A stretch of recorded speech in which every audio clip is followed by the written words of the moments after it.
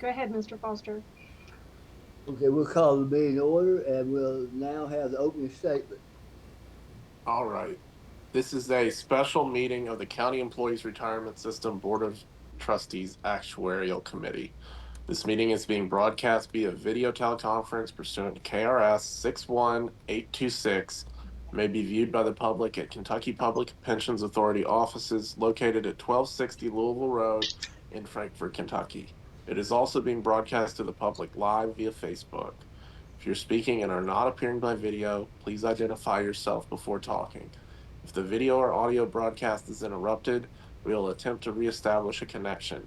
If connection cannot be reestablished within 30 minutes, the meeting will be adjourned and rescheduled to a later date. All right, thank you. Sherry, we have a roll call now, please. Yes, sir. Mr. Foster, I'm here. Dr. Carver, Here. Mr. Cheatham, Here. Dr. Hackbart, and Mr. Webb. Here. Thank you. And for the record, Sherry, do we have any public comments? No, sir, no public comment. All right, thank you. We have the set of minutes that's been presented to us of our previous meeting. Are there any additions or questions to the minutes?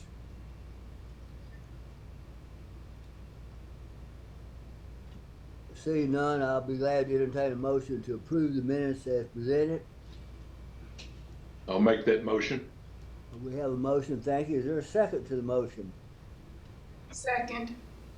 We have a motion and a second. Is there any discussion? Seeing none, all in favor of approving the minutes as presented, please signify by saying aye.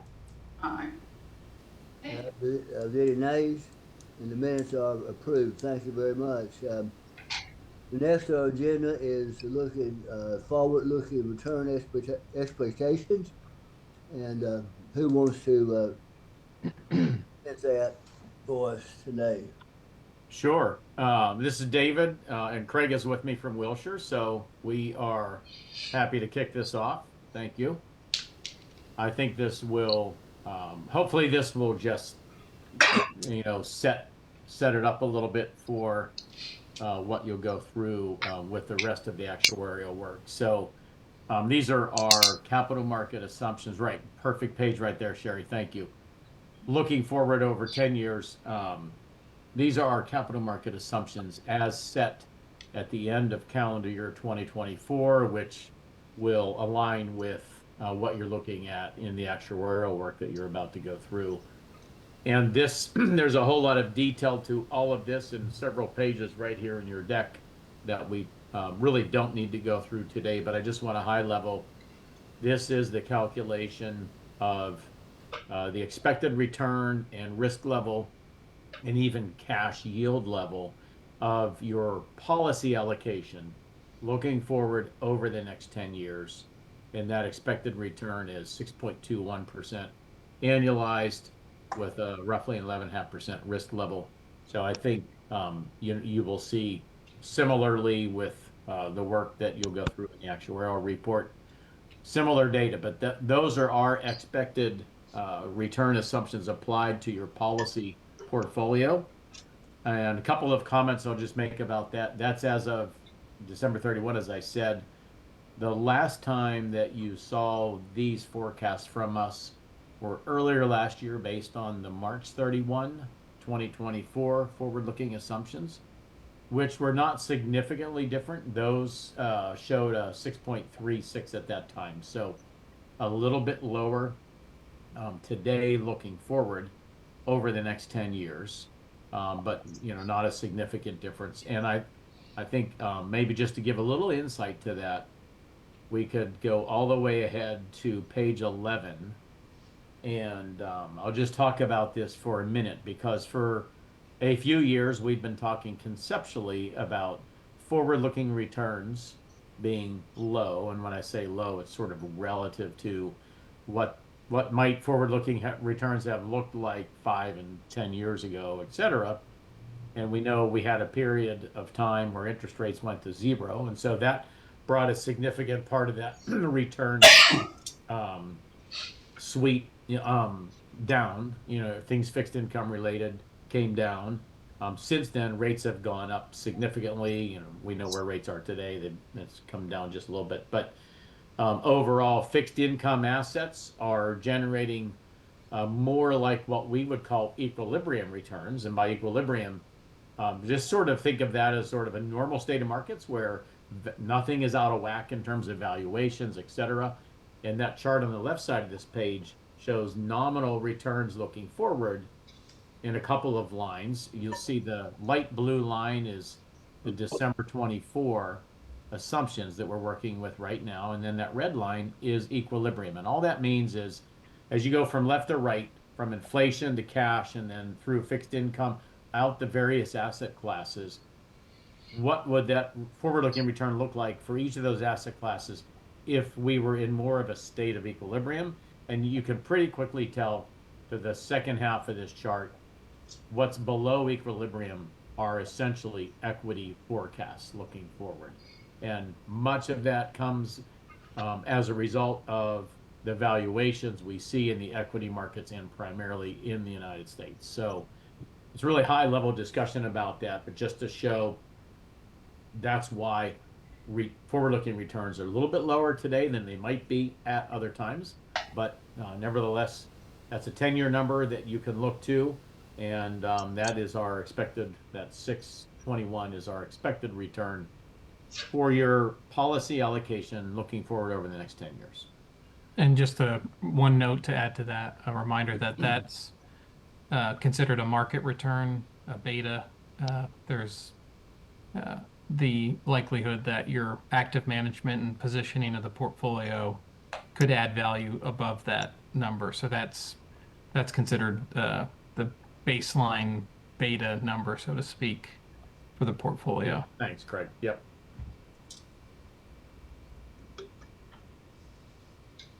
Does anyone have any questions of David or Craig about this report?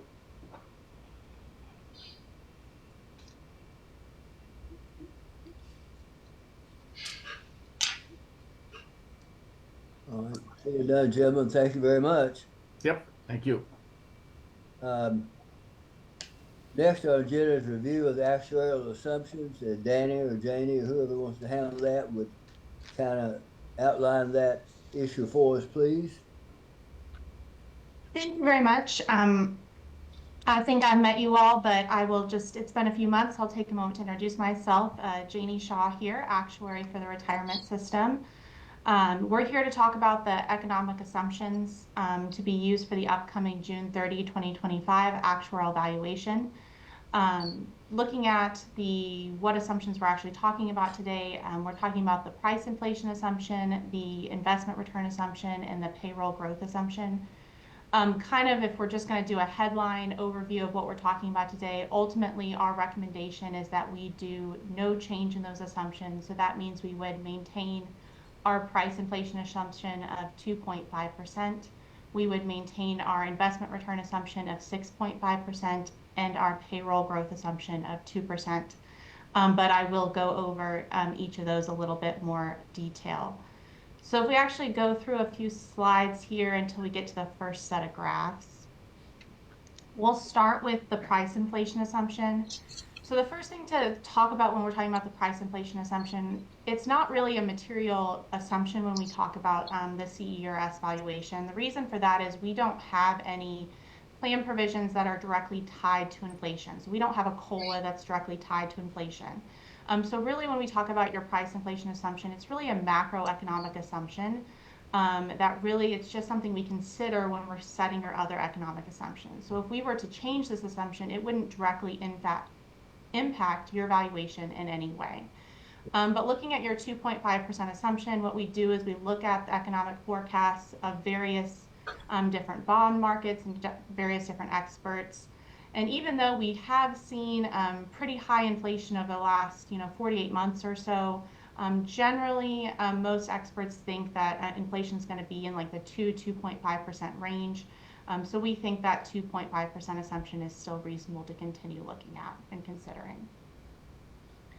If we move forward to our next set of graphs, Looking at our investment return assumption, I think Wilshire gave you a really great overview of kind of what we're looking at here. So keep in mind, we are not investment consultants, so we don't do our own capital market assumptions. But when we're looking at your investment return assumption, how we review this assumption is, for one, we do review the information provided by Wilshire, but we also collect those capital market assumptions from various different investment consultants, and we compare your target asset allocation to those capital market assumptions from those various investment consultants, and we get kind of an expected return. We average all those returns and kind of look at what an average 7 to 10 year expectation is. And if you can look at this chart down there at the bottom, you can see the average expectation kind of on a short term 7 to 10, and then some investment consultants do a longer term expectation kind of in the 20 to 30 year range. So you can see the capital market expectation for these investment consultants hasn't changed a whole lot in the last 2 to 3 years, which leads us to believe that we need to stick with that 6.5% assumption. We think that's still reasonable to continue using that on top of the information that Wilshire just provided us. I will pause right there to see if there's any questions or comments before I move on to the payroll growth assumption. Hearing none, we'll talk about our last assumption with the payroll growth assumption. So just a reminder to the board, the payroll growth assumption, this is the assumption used to amortize the unfunded liability. So essentially, we assume that your amortization of your unfunded liability is going to grow at this rate. So if we make payments towards your unfunded liability that increase at 2% and your payroll increases at 2%, essentially those contributions are going to stay flat as a percentage of payroll. So again, this doesn't have any impact on your liabilities. It's really just the calculation of your contribution rates. So there's two underlying factors that increase how your total covered payroll is going to increase. The first is the increases in your active membership, and then of course it's increases in the covered payroll for your current active members. So underlying that 2% payroll growth assumption is essentially an assumption that your active membership is going to stay relatively flat. You can see over the past few years, we actually scroll down a little bit on this graph to try to get both of them in there. Yeah, that's perfect. So you can see your active membership, annual payroll growth. We've seen pretty big increases in both of those these last few years. And that's not specific to CERS. We've really seen this kind of all over the country. We've seen, counties, states, they've had an influx of cash. They've been giving big pay increases to their active membership. So we've seen big increases in covered payroll. We don't know 100% when that will stop, but we have seen those big increases. But the question is, how much do you take into account into your payroll growth assumption when you consider that? Are those pay increases going to keep indefinitely? And where we kind of get with that is we don't think they're going to keep indefinitely. We don't think that's a long-term assumption that we're going to make. We don't think it's a long-term trend. We do think it's kind of just a blip in the radar as far as our overall trend. So even though we're seeing, an average increase about 2% over the last 10 years in your active membership for the non-hazardous fund, and an even bigger increase in your membership payroll, about 8%, we don't know that those increases are really sustainable. On top of that, when you think about your payroll growth assumption, there's really a big risk involved with increasing that assumption. When you increase your payroll growth assumption, you're really looking at backloading your actuarial contributions. So essentially, you're saying that your contributions in the future are going to be higher than your contributions today. And that does give you a risk of actuarial backloading and not funding your plan as fast as you want. So with all of those things combined, we are recommending sticking with our 2% payroll growth assumption and sticking with where we're at. So again, that's all I really have on this. If there's any questions, comments from the board.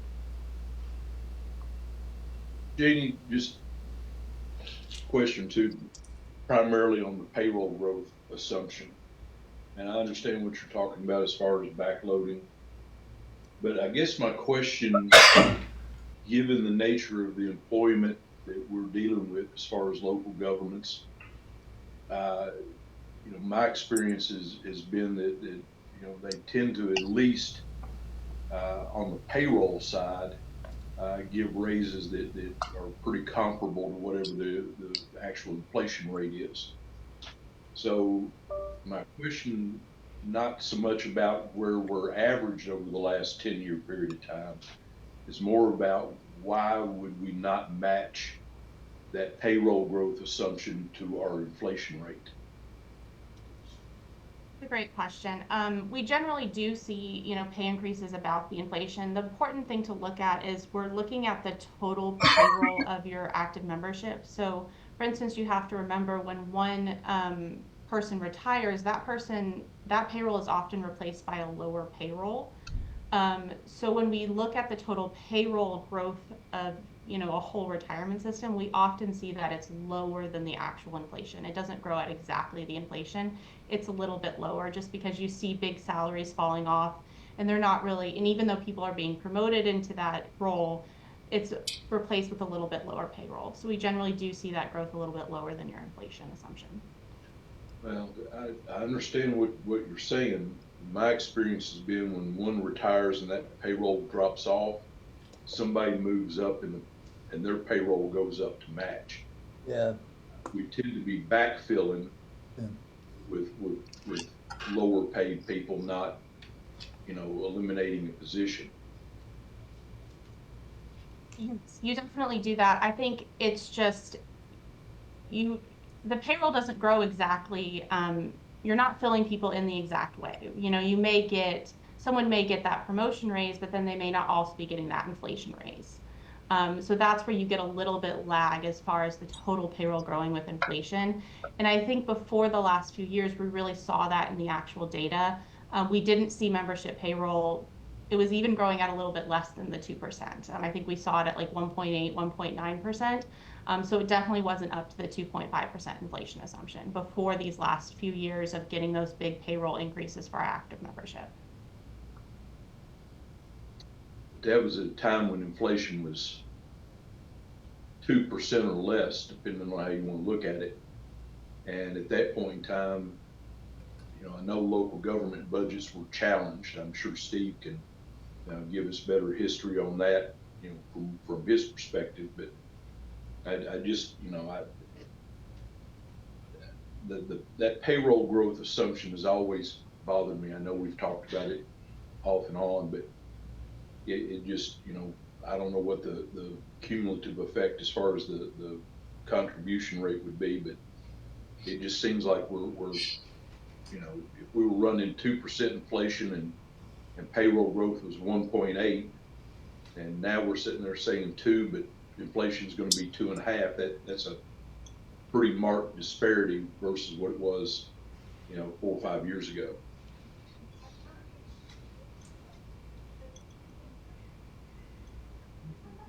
Well, you have a lot of factors here. Both units of local government, you have a cost of living raise each year, which will increase your payroll. But you say, well, somebody retires, you bring in a younger person at a lower payroll. Well, that doesn't always happen because it's a competitive market, and you're competing for reasonably talented people to come to work for you, and they expect more money to start than they did the person who retired.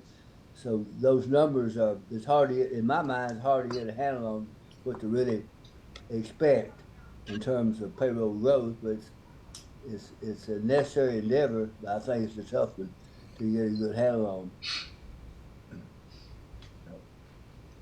I'm not arguing to change it. I just like to understand that better, and for us to take a closer look at that going forward, because I don't know about KCO and the School Board Association. I'm sure they probably provide that information, but I know KLC gives a pretty good details what they're seeing across the board as far as municipal governments and what payroll growths are and that sort of thing. So Ed, you may want to reach out to School Board Association and KCO and see if they have that. Provide all that information to Janie, and then going forward to take into consideration. We're a poor state, but it doesn't stop us from getting squeezed on the employment side when we've got to find people to fill seats. The only way we've got to do it, because let's face it, going into tier 3 retirement is not quite the draw that going into tier 1 was years ago. Yeah. Could I ask if we, whomever's controlling the slide here, could we move down just a bit and to where I can see the years? So I think one thing, and this is just really an observation more than anything, on the membership side, it doesn't look like the overall membership it looks like the overall membership staying pretty flat. But then from about 21 on, you have this rapid payroll growth, presumably average salaries, and that time period very well aligns with the ARPA funding that all the municipal governments received that is now expired. So that very much could have a chilling effect on that wage growth. Because I think certainly when I was at Covington and even here at Cincinnati on the tail end of that, that ARPA money was able to be used in a lot of ways, and municipalities tried to catch up, on their employee compensation, but that is gone now. So to be seen, but my expectation would be that could have a chilling effect on that growth that we've seen over the past 4 years.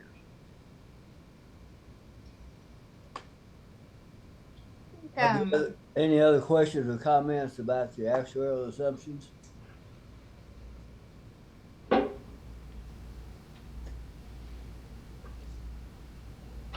Seeing none, I'll be glad to entertain a motion to adopt the actuarial assumptions as presented.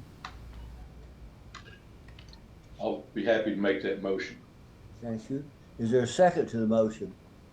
I'll second the motion, Mr. Chair. Thank you. We have a motion and a second to adopt the actuarial assumptions as presented in our previous presentation. Is there any discussion? Seeing none, we'll proceed to vote. All in favor of approving the motion, please say aye. Aye. Aye. Is anyone opposed? And seeing no opposition, then the motion is adopted. Thank you for that information, everyone. Thank you, David, Craig, Janie. Appreciate it. Is there anything else to come before our committee today?